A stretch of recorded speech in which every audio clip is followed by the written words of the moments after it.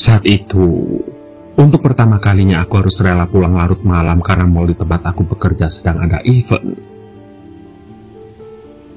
Aku bekerja sebagai sales administrasi di sebuah toko perlengkapan alat-alat rumah tangga, dan toko tersebut berada di sebuah mal kawasan Bintaro.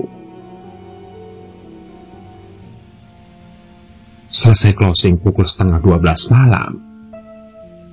Bisa kalian bayangkan betapa ramainya event tersebut, dan aku hanya bisa berharap rasa lelahku nanti akan terbayar saat penerimaan uang gaji bulan berikutnya.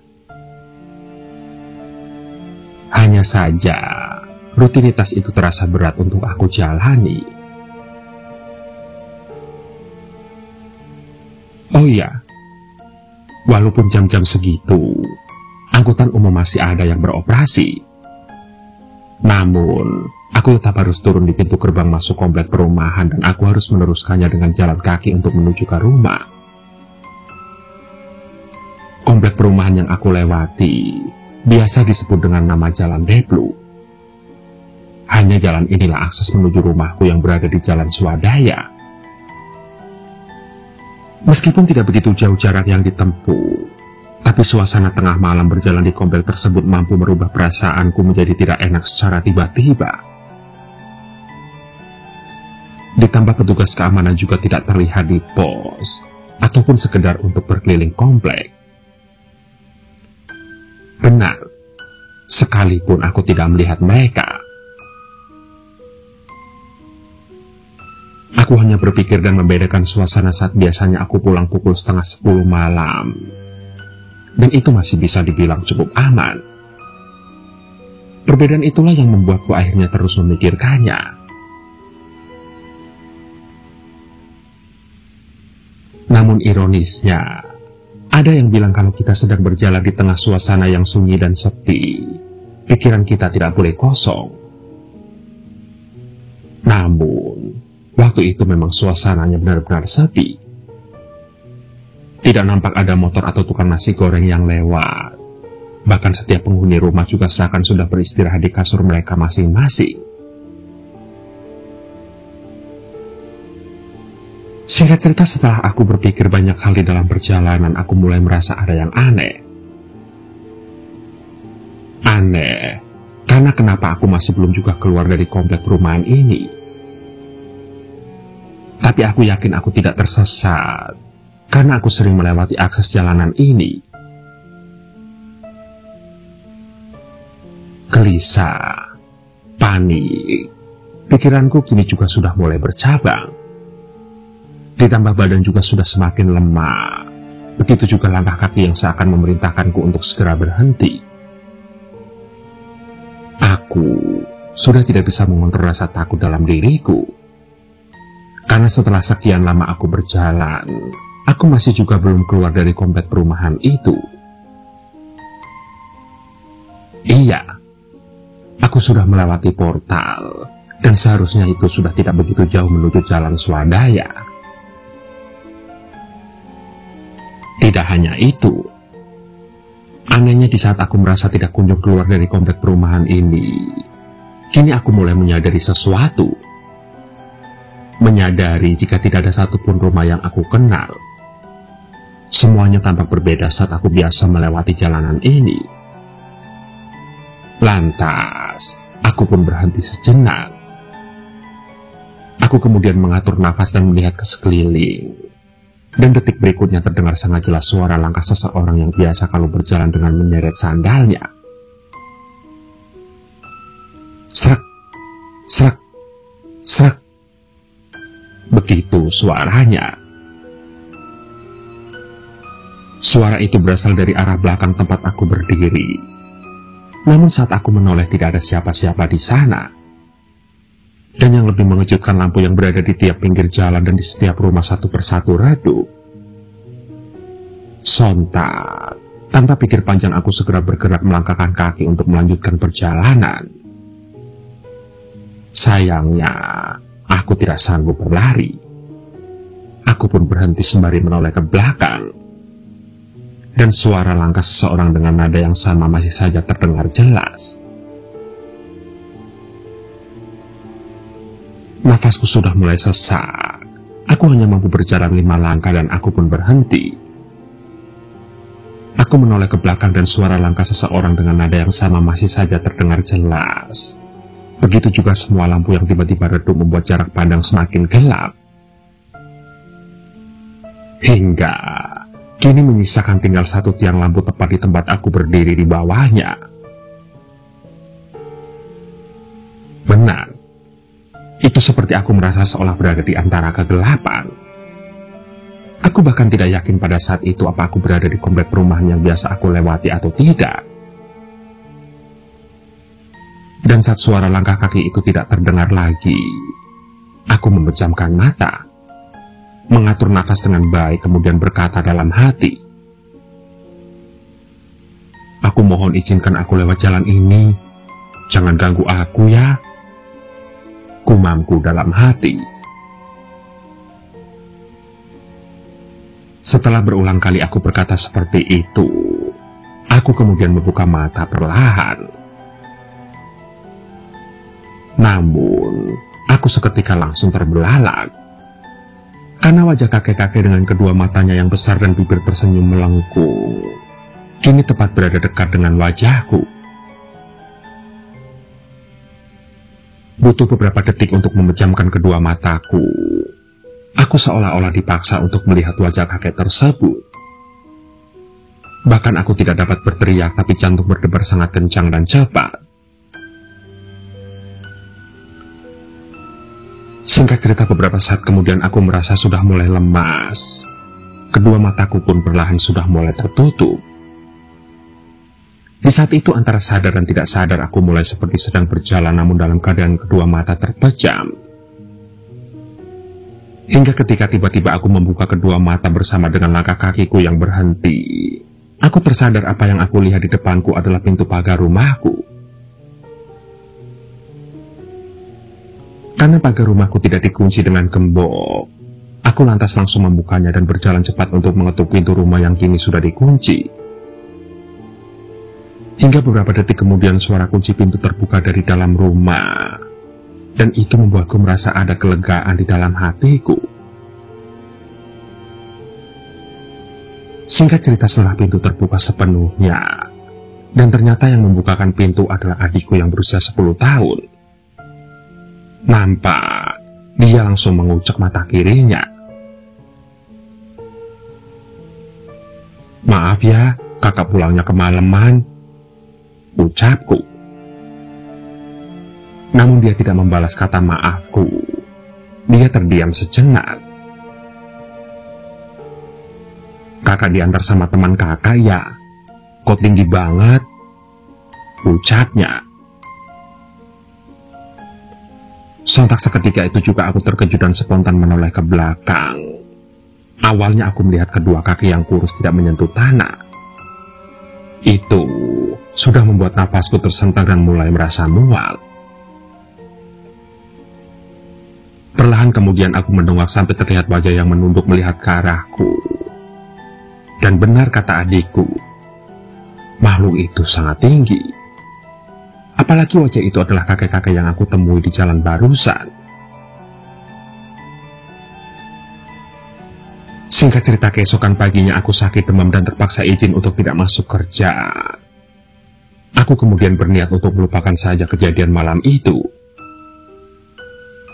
Namun, hal gila terjadi kembali. Benar. Adikku bersikeras menyangkal telah melihat sosok kakek-kakek tinggi saat aku pulang pada malam itu. Hanya saja, dia tidak menyangkal kalau ada yang mengetuk pintu rumah. Dan saat dia membukanya, dia melihatku sudah tergeletak dalam kondisi pingsan di teras rumah. Sontak, bulu kuduku pun kembali meremang. Aku kebingungan. Aku bertanya-tanya apakah yang sebenarnya sudah terjadi padaku malam itu. Semuanya sungguh sangat tidak masuk di akal.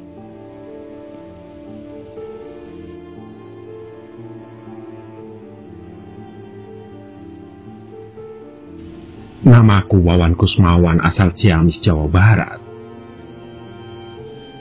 Aku Aku ingin bercerita tentang pengalaman aneh yang aku alami, yaitu tersesat di kuburan keramat.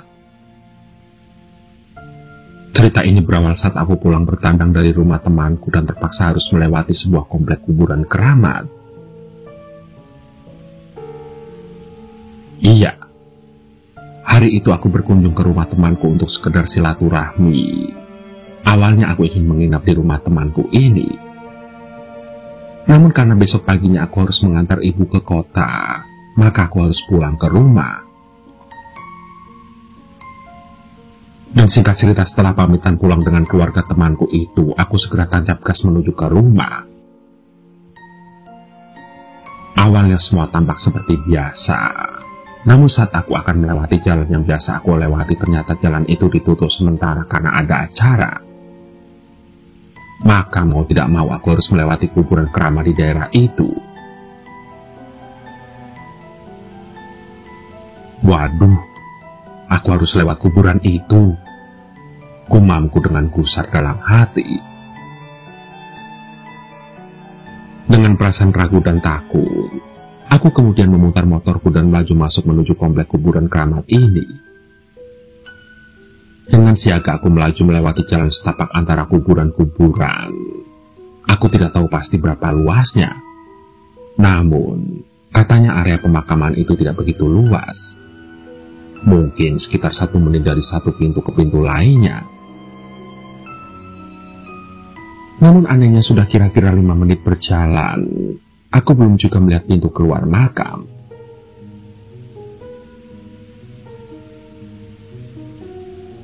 Memang, sebenarnya makam keramat ini tidak boleh sembarang orang melintas. Namun jika terpaksa tidak masalah asalkan jaga sikap.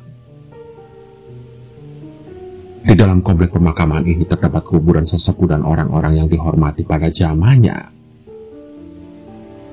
Waktu itu, aku selalu berkata permisi atau kula nuwun saat melintas agar aman sampai tujuan. Aku merasa semakin gelisah karena sudah lebih dari 10 menit aku belum keluar juga dari pemakaman itu. Aku mulai bingung dan rasanya ingin menangis saat itu juga karena aku sudah sangat ketakutan sekali. Sambil melihat-lihat kanan dan kiri mencari pintu keluar, aku kemudian melihat seorang bapak tua sedang berjalan berlawanan arah denganku. Sontak, jantungku berdebar dengan kencang karena aku mengira jangan-jangan itu hantu. Mau kemana, Dek? Tanya bapak itu. Namun aku tidak menggubrisnya dan tetap berjalan lurus ke depan seolah tidak melihatnya. Bingung cari pintu keluarnya ya? Tanya bapak itu lagi. Aku segera menghentikan motorku. Sepertinya bapak itu manusia. Dari cara bicaranya saja tidak terlihat menyeramkan, kataku dalam hati. Lantas bapak itu kemudian menghampiriku dan bertanya, "Mau bapak bantu tunjukin jalan keluarnya?" Tanya bapak itu. "Iya pak, tolong bantu saya ya. Saya dari tadi bingung nyari pintu keluarnya," jawabku. "Ya sudah, mari ikut bapak," kata bapak tersebut. Aku kemudian mengikutinya dari belakang menggunakan motor. "Apa mungkin bapak tersebut kuncen di sini ya?" tanyaku saat itu. Namun bagaimanapun juga perasaanku kini mulai tenang.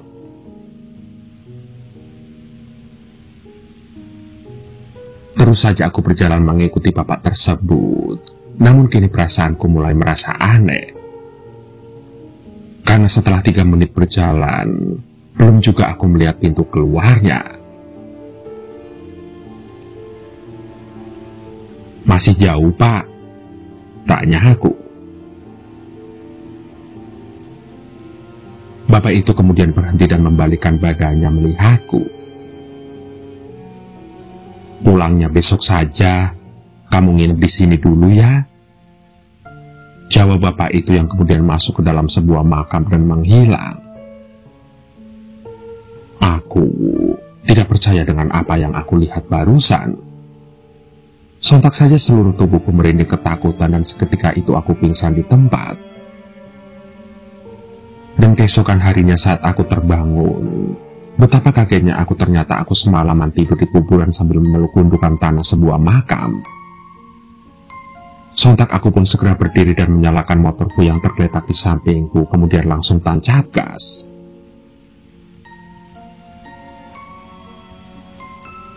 Dan setelah sampai di rumah, aku kemudian menceritakan semuanya pada keluargaku dan mereka cuma tertawa mendengarkanku.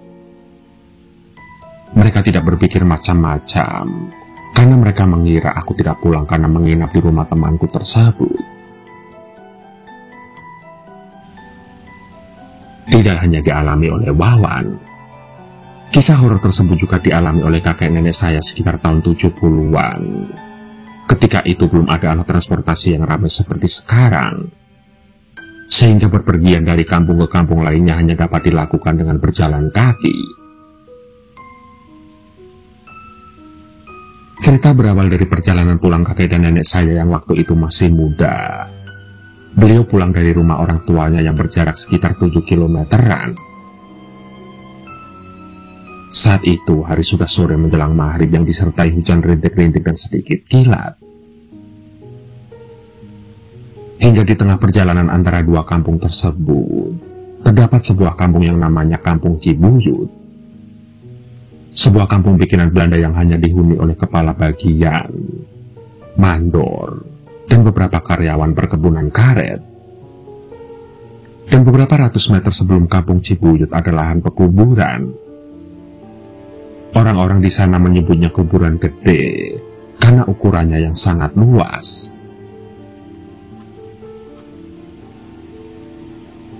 Singkat cerita menjelang kuburan gede, kakek nenek yang sedang bercengkrama membunuh kebosanan langsung tersadar. "Pak, kuburan gede," kata nenek setengah memperingatkan ketika mereka akan melewatinya. Yang lalu dijawab kakek dengan lirikan dan anggukan. Lantas dilewatilah pekuburan tersebut dengan hati tidak tenang, karena menurut kepercayaan saat itu dan bahkan hingga saat ini, saat maghrib merupakan saat di mana hal aneh sering terjadi. Hingga sesampainya mereka di ujung pelataran pekuburan, terlihat ada sebuah rumah, tepatnya sebuah gubuk yang terlihat baru dibangun. Lantas, kakek dan nenek terheran-heran karena ada orang yang mau tinggal di dekat kuburan tersebut. Tapi justru bagi kakek dan nenek, keberadaan rumah tersebut membuat tenang hati karena berarti menandakan bahwa Kampung Cibuyut sudah dekat. Dan ini juga mencerminkan mental kakek dan nenek saya mengenai hantu, yang kalau belum lihat belum takut, atau pemikiran bahwa tidak ada hantu yang memakan manusia. Singkat cerita, setelah melewati rumah tersebut dan lama berjalan, tiba-tiba kakek dan nenek saya melewati rumah itu lagi. "Loh, Pak, kok itu rumah yang tadi lagi? Kayaknya kita tersesat deh, Pak. Berdoa, Pak," kata nenek mengingatkan. Sambil berdoa melewati kubur tersebut yang disertai hujan rintik diselingi kilat, mereka meneruskan perjalanan. Dan setelah lama berjalan, lagi-lagi mereka melewati gubuk yang tadi dilihat. Namun, sekarang di depan gubuk tersebut ada seorang nenek renta sedang menyapu halaman yang kalau dipikir kembali keadaannya sangat bertolak belakang.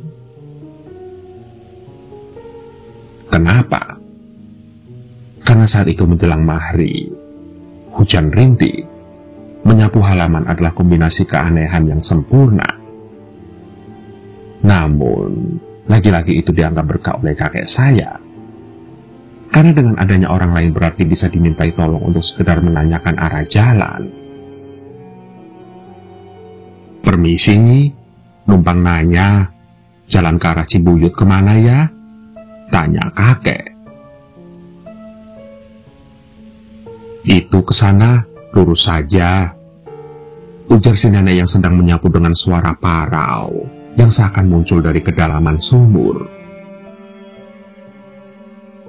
Lantas mereka pun pamit melanjutkan perjalanan, dan seperti sudah diduga sebelumnya, untuk ketiga kalinya mereka melewati rumah kubung itu lagi. Namun, kali ini dengan keadaan sepi, tidak ada orang di halamannya. Suasana semakin gelap dan mencekam. Lantas, kakek dan nenek pun kini mulai kebingungan. "Pak, gimana ini? Kita benar-benar tersesat," kata nenek setengah berbisik. "Terus saja, Bu," kata kakek. Hingga beberapa langkah dari rumah tersebut, tiba-tiba saja kakek saya ingin buang air kecil, dan entah mengapa keinginan tersebut seperti ada yang memaksa dan tidak dapat ditahan lagi. Dan karena sudah agak gelap, akhirnya dengan terpaksa kakek kencing sambil berdiri di pohon pinggir jalan. Aneh bin ajaib, seiring dengan dipegangnya burung kakek saya itu, tiba-tiba keadaan sontak mendadak menjadi cerah. Dan tiba-tiba juga jalan di depan mereka kini terlihat, yang ternyata bercabang dan salah satunya terbuka seperti tertutup kabut. Namun belum selesai keterkejutan mereka, dengan setengah teriak nenek berkata, "Lah, ternyata kuburan baru, pantas saja," kata nenek setelah melihat gubuk yang tadinya berdiri, sekarang telah berubah menjadi kuburan dengan tanah yang masih merah. Begitulah. Itu adalah pengalaman yang sangat mengerikan yang dialami oleh orang-orang tersebut, yang mungkin akan susah untuk melupakannya seumur hidup mereka.